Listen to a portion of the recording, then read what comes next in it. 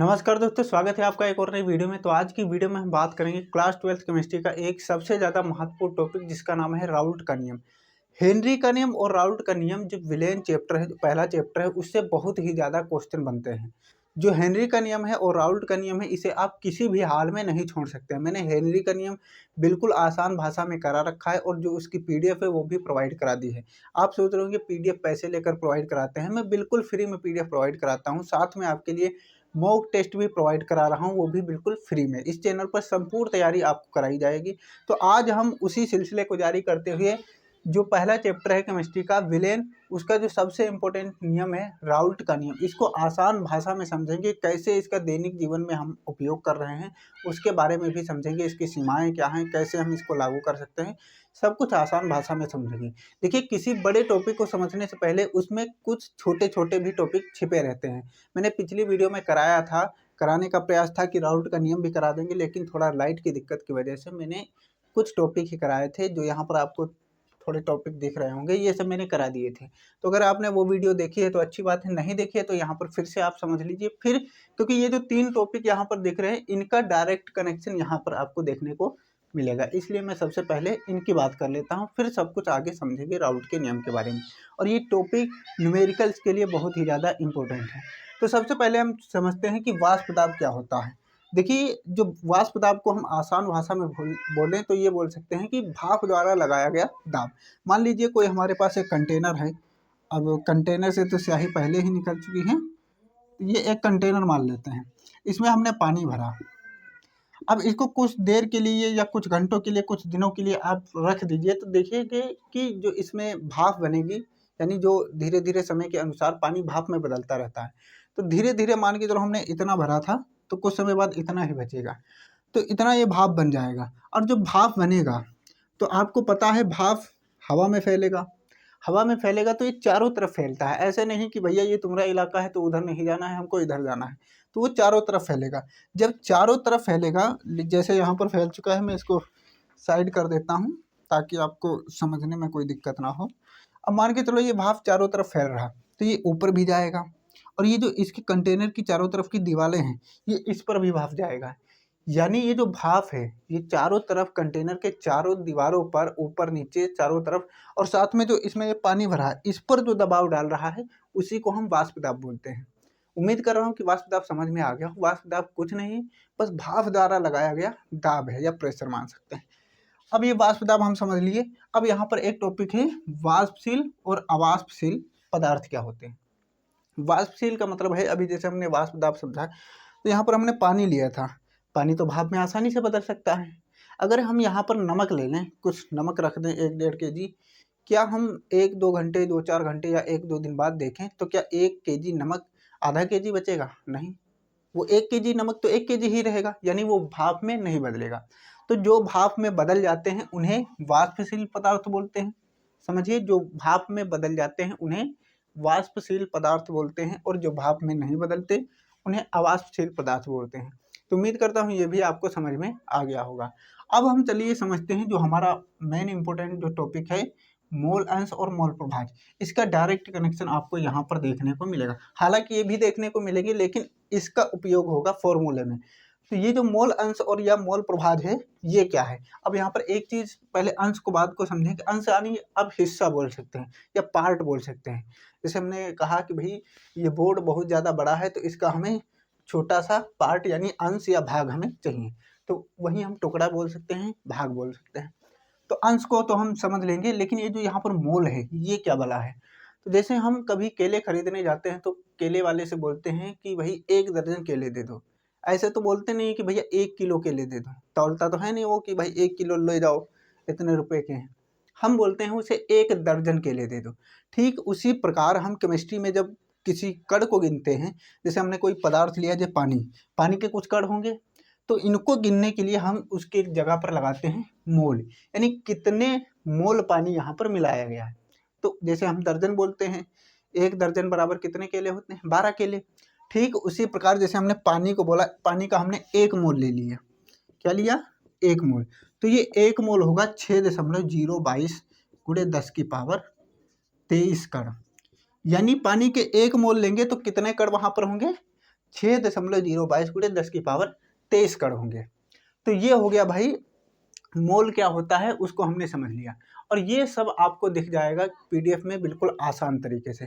अभी यहाँ पर हमने मोल समझ लिया, और साथ में अब हम समझ लेते हैं कि जैसे मोल तो हमने समझ ही लिया है, अब ये मोल अंश क्या होता है। मोल अंश को अगर हम मेनली समझें तो मोल अंश को काई से दर्शाते हैं, थोड़ा एक्स जो होता है उसको डिजाइनर बना देते हैं। अब जैसे हमने कहा कि भाई मोल अंश या मोल प्रभाज, अब हमने जैसे ये विलेन लिया था, विलेन को हम शरबत बोल सकते हैं या कुछ भी बोल सकते हैं, इसमें विलय होगा और विलायक होगा। तो मान लेते हैं ये एक कंटेनर में शरबत भरा हुआ है या विलेन भरा हुआ है, तो इसमें क्या होगा, इसमें एक विलय होगा यानी जिसको घोले होंगे। जैसे हमने मान के चलो इसमें चीनी और पानी घोल रखा है, तो विलय क्या होगा, इसमें चीनी हो जाएगा, विलय इसमें क्या होगा, चीनी। और विलायक क्या होगा, जो इसमें पानी होगा, पानी क्या होगा, विलायक होगा, पानी इसमें क्या होगा, विलायक। तो यहाँ पर अभी समझिए कि भाई इसमें ये इस विलयन में दो चीजें हैं, एक विलय है और एक विलायक है।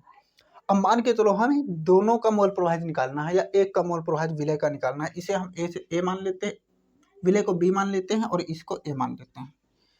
तो मोल अंश कहता है कि भाई किसी विलयन में, ऐसा कोई विलयन हमने बना लिया, किसी विलयन में किसी पदार्थ का मोल प्रभाज वह होता है, जैसे इसके मोलों की संख्या, जैसे इसका हमको निकालना है तो इसके मोलों की संख्या तथा कुल मोलों की जो संख्या है उसका अनुपात होता है। तो मान लेते हैं इसके मोल कुछ हैं, काई ए मान लेते हैं, सॉरी काई बी, क्योंकि इसको बी माने हैं तो काई बी हो गया, काई बी निकालना है इसका मोल प्रभाज। तो इसके मोल हम मान लेते हैं एन बी, और कुल मोल मान लेते हैं, जैसे इसका एन बी हमने माना था और इसका एन ए मान लेते हैं विलायक का। तो अगर हम कुल मिलाकर कहें तो N A plus N B, तो ये कुल मोल हो जाएंगे, ये जो N A plus N B है ये कुल मोल हो जाएंगे, यानी विलय के मोलों की संख्या एन बी और विलायक के मोलों की संख्या एन ए। इन दोनों को मिला दिए तो विलयन में कुल मोलों की संख्या निकल आएगी। अब जिसका ज्ञात कर रहे हैं मोल प्रभाज, तो हमें विलय का ज्ञात करना था, विलय को बी माने थे, तो काई बी यानी विलय का मोल प्रभाज। अब इसमें एन बी अपान में N A plus N B हो जाएगा, तो ये हो गया विलय का मोल प्रभाज। ठीक इसी तरीके से हम विलायक का भी निकाल सकते हैं। विलायक का निकालना होगा तो यहाँ पर क्या आ जाएगा, काई ए आ जाएगा, और ऊपर क्या हो जाएगा, एन ए यानी विलय के मोलों की संख्या, और नीचे कुल मोलों की संख्या, यानी विलयन में कुल मोलों की संख्या कितनी है, तो N A plus N B. तो इस तरीके से हम मोल प्रभाज निकाल सकते हैं, और यही फॉर्मूला है। यानी मेनली हम कह रहे हैं कि भैया इसके किसी भी विलयन में उपस्थित किसी एक पदार्थ की, जैसे कई पदार्थ उपस्थित होंगे, जैसे हम शरबत घोलते हैं तो उसमें नमक डालते हैं, चीनी डालते हैं, पानी डालते हैं, स्वाद अनुसार जलजीरा भी डाल देते हैं। तो उसी तरीके से हमें मान के चलो एक पदार्थ का अगर मोल प्रभाज निकालना है तो एक पदार्थ का मोल प्रभाज वह होता है कि भैया उसके मोलों की, जिसका हम निकाल रहे हैं उसके मोलों की संख्या बटे में विलयन में उपस्थित कुल मोलों की संख्या के बराबर होता है। तो ये हो गया मोल अंश या मोल प्रभाज। अब हम समझते हैं जो हमारा मेनली टॉपिक है राउल्ट का नियम, उसका डायरेक्टली कनेक्शन ये काई बी वहाँ पर आपको सभी को देखने को मिलेगा। अब चलिए हम राउल्ट का जो नियम है उसको स्टेप बाय स्टेप समझते हैं। इन सभी की पीडीएफ आपको उसी में मिल जाएगी, यानी एक ही पीडीएफ में ये जितने भी आज मैं टॉपिक कराऊंगा उसका सबका कंबाइंड आपको मिल जाएगा। लिंक नीचे डिस्क्रिप्शन में होगा, वहाँ से आप डाउनलोड कर सकते हैं। चलिए अब हम राउल्ट के नियम को समझते हैं। तो चलिए अब हम समझते हैं राउल्ट के नियम को। तो ध्यानपूर्वक यहाँ पर समझिए, मैंने नियम लिख दिया है, इसकी कई तरीके से हम परिभाषाएं बना सकते हैं। तो पहली जो हम लिख चुके हैं तो इसी को आपको समझना है, क्योंकि ये बहुत ही आसान परिभाषा है, इससे आपको सब कुछ समझ में आ जाएगा। और जो नियम बहुत ज़्यादा लंबा था वो बहुत शॉर्टकट में हो जाएगा। बहुत शॉर्टकट का मतलब ये नहीं है कि बिल्कुल आसान छोटा हो जाएगा कि भैया आपको नंबर भी ना मिले। इसको इस तरीके से मैं बता रहा हूँ कि ताकि आपको कोई दिक्कत ना हो। तो यहाँ पर लिखा है स्थिर ताप पर वाष्पशील द्रव के विलयन में प्रत्येक घटक का, यानी जैसे हमने एक विलयन बनाया, यहाँ पर एक कंटेनर ले लेता हूँ मैं, तो इस कंटेनर में मान ले हमने एक विलयन बनाकर रखा है, सॉल्यूशन यहाँ पर एक बना हुआ है। तो कह रहा है नियम, क्या कह रहा है कि स्थिर ताप पर तापमान कैसा होना चाहिए, स्थिर, यानी घटता बढ़ता नहीं होना चाहिए, कभी बढ़ गया कभी घट गया। तापमान जो हो वो स्थिर होना चाहिए, यानी रुका हुआ होना चाहिए, या इसे हम निश्चित तापमान भी बोल सकते हैं। तो स्थिर ताप पर वाष्पशील हमने अभी समझ लिया था। वाष्पशील का मतलब यही होता है कि जो भाप में बदल सकें, जो भाप में नहीं बदलते उन्हें अवाष्पशील बोलते हैं। तो वाष्पशील द्रवों के विलयन में यहाँ यानी यहाँ पर कौन से विलयन हमने लिए हैं, जो घटक लिए हैं वो वाष्पशील लिए हैं। जैसे हमने पानी लिया, पानी के साथ एल्कोहल ले लिया, तो ये दोनों वाष्पशील हैं, इनको हमने मिला लिया। तो वाष्पशील द्रव के विलयन में प्रत्येक घटक का, जैसे मान लो हमने इसमें 2 घटक मिला रखे हैं, एक ए है और एक बी है, तो ये हमने 2 घटक मिला रखे हैं। तो प्रत्येक घटक का यानी प्रत्येक घटक का जो आंशिक वाष्प दाब होगा। अब आंशिक वाष्प दाब क्या होता है, थोड़ा सा मैं यहाँ पर लिखते हुए चलता हूँ कि आंशिक वाष्प दाब, आंशिक वाष्प दाब को हम P से दर्शाते हैं। अब मान लीजिए हमें A का आंशिक वाष्प दाब चाहिए तो हम PA लिख देंगे, और अगर हमें B का आंशिक वाष्प दाब चाहिए तो PB लिख देंगे। तो ये उम्मीद करता हूँ आपको समझ में आ गया होगा कि आंशिक वाष्प दाब क्या है। तो स्थिर ताप पर वाष्पशील द्रवों के विलयन में प्रत्येक घटक का आंशिक वाष्प दाब उस घटक के यानी जिसका हम निकाल रहे हैं उस घटक के शुद्ध अवस्था में वाष्प दाब एवं उसके मोल अंश के गुणनफल के बराबर होता है। तो यहाँ पर जैसे लिखा है उस घटक के यानी जिसका हम आंशिक वाष्प दाब निकाल रहे हैं, तो मान लीजिए हम निकालना चालू कर देते हैं P का आंशिक वाष्प दाब, PA का यानी A का, 2 विलयन में हमने घटक लिए हैं तो एक A है एक B, तो हमें निकालना है A का। तो PA इक्वल टू क्या हो जाएगा, अब कह रहा उस घटक का यानी जिसका हम निकाल रहे हैं A का निकाल रहे हैं, तो उस घटक के शुद्ध अवस्था में, तो शुद्ध अवस्था के लिए हम लिखते हैं P नॉट A। फिर शुद्ध अवस्था में वाष्प दाब ये हो गया P नॉट A, फिर उसके मोल अंश के गुणनफल के बराबर होता। मोल अंश क्या हो जाएगा, काई ए। हम ए का निकाल रहे हैं तो हर जगह क्या होगा, ए होगा। ये क्या है, आंशिक वाष्प दाब, और ये क्या है, शुद्ध अवस्था में शुद्ध अवस्था में वाष्प दाब, और ये काई ए क्या है, मोल अंश या मोल प्रभाज। तो ये हो गया ए के लिए, यानी ए का आंशिक वाष्प दाब राउल्ट के नियम के अनुसार। अब हमें निकालना अगर हो बी का, तो ठीक इसी प्रकार निकालेंगे। तो P B equal to P naught B into chi B, P naught B into chi B. तो ये किसका हो जाएगा, ये हो जाएगा जो हमने जो दूसरा घटक लिया है बी, उसका आंशिक वाष्प दाब राउल्ट के नियम के अनुसार। तो ये दो हमें यहाँ पर फॉर्मूले मिल गए।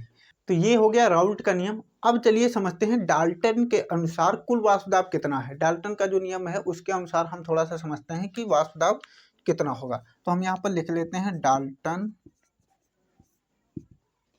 के नियमानुसार कुल वाष्प दाब। अब सभी को पता होगा कुल वाष्प दाब के लिए हम क्या करते हैं, जोड़ देते हैं। कुल वाष्प दाब यानी कुल संख्या निकालने के लिए हम कुछ नहीं, बस क्या है, दोनों को ये जोड़ देंगे तो हमें निकल के आ जाएगा कि भाई कुल वाष्प दाब विलयन का कुल वाष्प दाब कितना होगा। अभी जो हम निकाल रहे हैं वो घटक का निकाल रहे हैं, यानी हमने ए के लिए निकाला अभी, फिर ये हमने बी के लिए निकाला, यानी ए का कितना आंशिक वाष्प दाब है, बी का कितना आंशिक वाष्प दाब है इस विलयन में। अब हम पूरे विलयन का अगर निकालें तो इन दोनों को जोड़ देंगे तो क्या निकल आएगा, पूरे विलयन का आंशिक वाष्प दाब निकल आएगा। तो पूरे विलयन का अगर हम निकालें तो यहाँ पर हो जाएगा पी का मतलब होगा पी टोटल, यानी जो आंशिक वाष्प दाब है वो टोटल कितना है। तो सबसे पहले पी ए आ जाएगा, P A plus P B, P A plus P B, ये हो जाएगा। अगर इसको और अच्छे से लिखें तो ये हो जाएगा पी टी इक्वल टू, फिर हो जाएगा इसको एक की जगह पी ए की जगह पर ये आ जाएगा पी नॉट ए इंटू काई ए, और फिर यहाँ पर प्लस में P naught B into chi B.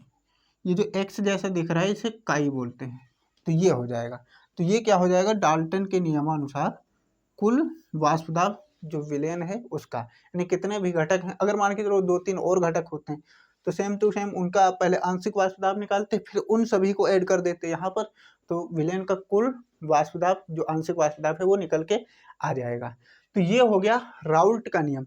अब चलिए हम समझते हैं राउल्ट के नियम की कुछ सीमाएं हैं उनके बारे में।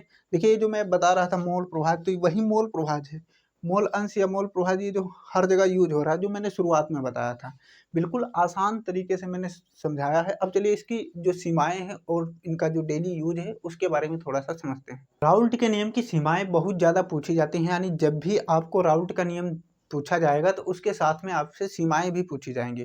तो वहाँ पर आपको 2-3 महत्वपूर्ण सीमाएं लिख देनी है। तो यहाँ पर मैंने लिख रखा है कि सीमाएं इसकी क्या है। राउल्ट के नियम की केवल तन विलेनों पर लागू होता है। ये जो राउल्ट का नियम है ये किस पर लागू होता है? केवल तन विलेनों पर। तन का मतलब है जो पतले विलेन होते हैं, सिर्फ उन्हीं पर लागू होता है, और सांद्र विलेन पर लागू नहीं होता है, यानी जो गाढ़े विलेन है उन पर लागू नहीं होता है। जैसे आप समझ लीजिए कि जो चाशनी होती है जिसमें हम रसगुल्ले डुबोते हैं उस पर लागू नहीं होगा, क्योंकि चाशनी को अगर कुछ दिन के लिए आप रख दें तो वो उसका क्या होता है, वो भाप में नहीं बदलेगा, वो उल्टे जम जाएगा, तो उस पर लागू नहीं होगा। जो भाप में बदलते हैं उन्हीं पर लागू होगा। और भाप में कौन बदलेगा? जो पतले विलेन है जिनमें जो विलायक है उसकी मात्रा ज़्यादा होगी। तो यहाँ पर केवल तन विलेनों पर लागू होता है, सांद्र विलेन पर लागू नहीं होता है। और दूसरी जो सीमा है केवल आदर्श विलेनों पर लागू होता है। अब आदर्श विलेन क्या है? आदर्श विलेन को आप इस तरीके से समझ सकते हैं, जैसे मान के चलो हमने एक ये कंटेनर ले लिया। अब इस कंटेनर में हमने विलेन बना लिया है 2 पदार्थों का। अब ये आदर्श विलेन कहता है कि भाई जो 2 पदार्थ हमने लिए हैं वो आपस में क्रिया ना करें। मान के चलो हमने ये ए ले लिया और ये बी ले लिया।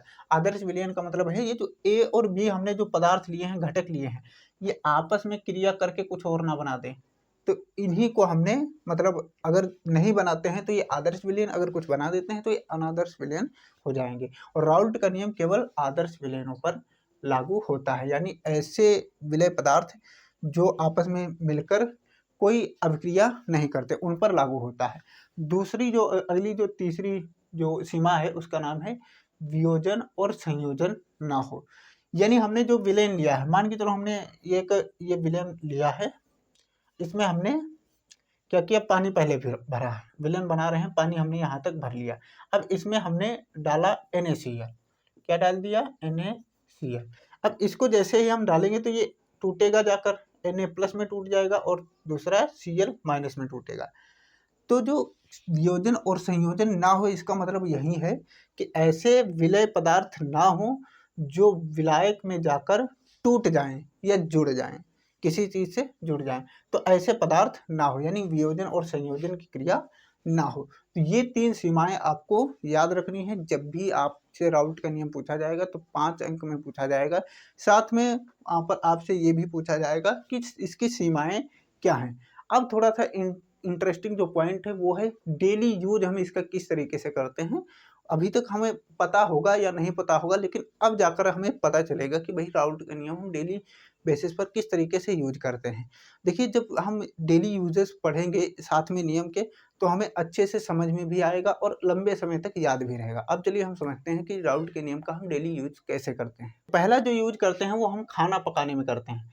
किस तरीके से हम खाना पकाने में करते हैं? मान लीजिए जब भी हम कोई चीज़ उबालते हैं तो उबालने के लिए हम कभी कभी क्या करते हैं, जैसे हम दाल उबाल रहे हैं, मान के चलो पका रहे हैं, तो उसमें हमने नमक डाला। नमक हम इसलिए डालते हैं कि भैया उसका तापमान बढ़ जाए। जैसे हमने अभी थोड़ा सा समझने का प्रयास करिएगा, बहुत से लोग होंगे कि नमक हम स्वादानुसार डालते हैं, यानी स्वाद अच्छा है इसलिए नमक डालते हैं। भैया नमक के बिना तो स्वाद ही नहीं आता है। तो वो बात ठीक है, लेकिन राउल्ट का नियम यहाँ किस तरीके से लागू होता है उसको भी समझना है।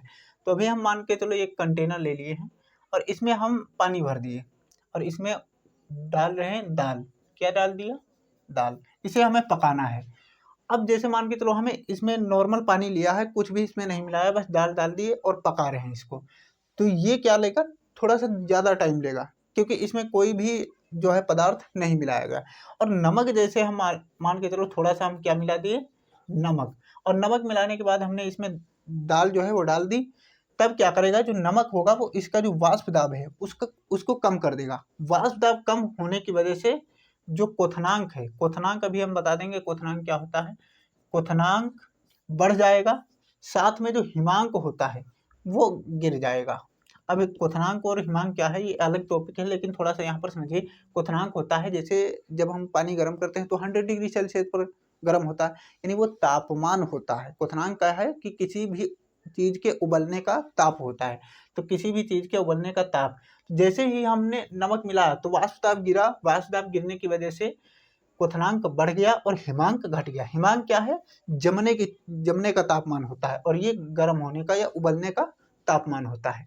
तो क्वथनांक बढ़ जाएगा। मान के चलो पानी पहले 100 डिग्री सेल्सियस पर उबलता था, जैसे हमने नमक मिलाया तो ये कितने पर हो गया? 102 डिग्री सेल्सियस या 103 डिग्री सेल्सियस। अब इतना तापमान जाने की वजह से यहाँ पर फायदा क्या होगा कि भाई जब तापमान ज़्यादा होगा तो जो हम पदार्थ उबाल रहे हैं या पका रहे हैं वो जल्दी पकेगा, और इसीलिए हम क्या करते हैं? नमक को मिला देते हैं। अब भैया ये मत बोलना कि ये हम नमक स्वाद अनुसार मिलाते हैं। स्वाद अनुसार मिलाते हैं वो बात ठीक है, नमक के बिना स्वाद ही नहीं आएगा, लेकिन यहाँ पर भी राउल्ट के नियम का पालन होता है, यानी राउल्ट के नियम जो है वो लागू होता है। दूसरा जो है, गाड़ियों के इंजन और रेडिएटर में जो पानी होता है उसका जम जाना, उसको जमने से रोकने के लिए भी हम क्या करते हैं? राउल्ट के नियम का प्रयोग करते हैं। किस तरीके से करते हैं? जैसे मान के चलो ये इंजन है, इसमें ये पानी है। अब पानी क्या है? जम जा रहा है। जमेगा कहाँ पर? जो बर्फीले देश होते हैं जहाँ पर 0 डिग्री सेल्सियस तापमान पहुँच जाता है, और 0 डिग्री सेल्सियस पर आप समझते हैं कि भैया जो पानी होता है वो जम जाता है। वस्तु क्या होती है? जम जाती है। तो इतना तापमान है तो पानी रेडिएटर का जो होगा, इंजन में जो कुछ भी पानी वो जम जाएगा। इसी को रोकने के लिए हम क्या करते हैं? इसमें एथिलीन ग्लाइकोल मिला देते हैं। क्या मिलाते हैं? Ethylene glycol. एथिलीन ग्लाइकोल मिलाने से फायदा ये होता है कि जैसे ही हम एथिलीन ग्लाइकोल मिलाए तो ये क्या करेगा? वाष्प दाब को कम कर देगा। वाष्प दाब को कम कर देगा। वाष्प दाब को जैसे ही कम करेगा, जैसे हमने ये इस पानी में मिलाया था नमक, तो ये क्या किया? नमक पानी के वाष्प दाब को कम कर दिया। अब जैसे ही हम रेडिएटर के पानी में मिलाएंगे एथिलीन ग्लाइकोल, तो वो उसमें जो पानी है रेडिएटर में उसके वाष्प दाब को कम करेगा। फिर क्या होगा? फिर क्वथनांक बढ़ जाएगा और हिमांक जो है यानी जमने की क्षमता घट जाएगी। मान लीजिए जो पहले पानी था 0 डिग्री सेल्सियस पर जो जम जाता था, अब वही पानी कब जमेगा? जैसे ही एथिलीन ग्लाइकोल मिला देंगे 10 डिग्री सेल्सियस से 20 डिग्री सेल्सियस के बीच में जमेगा। तो अब इतना तापमान ही वहां पर नहीं होगा तो जमेगा ही नहीं, यानी पानी जमने से बच जाएगा। ठीक यहाँ पर भी किसका उपयोग हो रहा है? राउल्ट के नियम का उपयोग हो रहा है। अगला है सड़कों से बर्फ को हटाने में। अभी हम बहुत सी इंस्टाग्राम या कहीं पर भी आप रील्स देखते होंगे, जो ठंडियों के मौसम में, सर्दियों के मौसम में जो बर्फ गिरती है, बर्फ सड़कों पर जम जाती है, उसको हटाने के लिए हम क्या उपयोग करते हैं? कभी कभी भैया ऐसे गाड़ियों से उठा दिए, लेकिन कभी कभी क्या होता है? हम नमक का प्रयोग करते हैं। नमक काम क्या करता है? जैसे ही नमक को हम बर्फ पे डालते हैं तो बर्फ के ऊपर जो पतली पानी की परत होती है उसमें नमक घुल जाता है और वाष्प दाब को कम कर देता है। वाष्प दाब को जैसे ही कम किया फिर वही प्रक्रिया हो जाएगी कि भैया जो क्वथनांक है वो बढ़ जाएगा और हिमांक क्या होगा? घट जाएगा। जैसे ही हिमांक घटा, मान के चलो पहले बर्फ जमी थी 0 डिग्री सेल्सियस पे, अब वहीं बर्फ जमेगी -10 डिग्री सेल्सियस पे। -10 डिग्री, यहाँ पर सॉरी माइनस होना चाहिए, ये दोनों -10 डिग्री। पहले 0 डिग्री सेल्सियस पे रेडिएटर का पानी जमता था, लेकिन जैसे ही एथिलीन ग्लाइकोल मिलाएंगे तो वो अब -10 डिग्री या -20 डिग्री के बीच में जमेगा, बर्फ बनेगा। ठीक है, उसी तरीके जो सड़क पर बर्फ जमती है उसमें जैसे ही हम नमक मिलाएंगे, नमक क्या होता है? अवाष्पशील पदार्थ होता है। अवाष्पशील पदार्थ होने के कारण वो जो बर्फ के ऊपर जो पतली परत होती है उसमें घुलेगा और वाष्प दाब को कम कर देगा। वाष्प दाब कम होगा तो क्वथनांक बढ़ जाएगा और हिमांक घट जाएगा। हिमांक जैसे घटेगा तो यानी जो पहले जो बर्फ थी 0 डिग्री सेल्सियस पे जम रही थी, अब वही बर्फ -10 डिग्री सेल्सियस के तापमान पर जमेगी। तो इस तरीके से हम डेली यूज करते हैं राउल्ट के नियम का। अब देखिए डेली यूज कभी एग्जाम में पूछता नहीं है, लेकिन मेरे हिसाब से आप सभी को समझना चाहिए भैया, जब तक हम फिजिक्स केमिस्ट्री अपने दैनिक जीवन से रिलेट करके नहीं पढ़ेंगे तब तक हमें समझ में नहीं आएगी।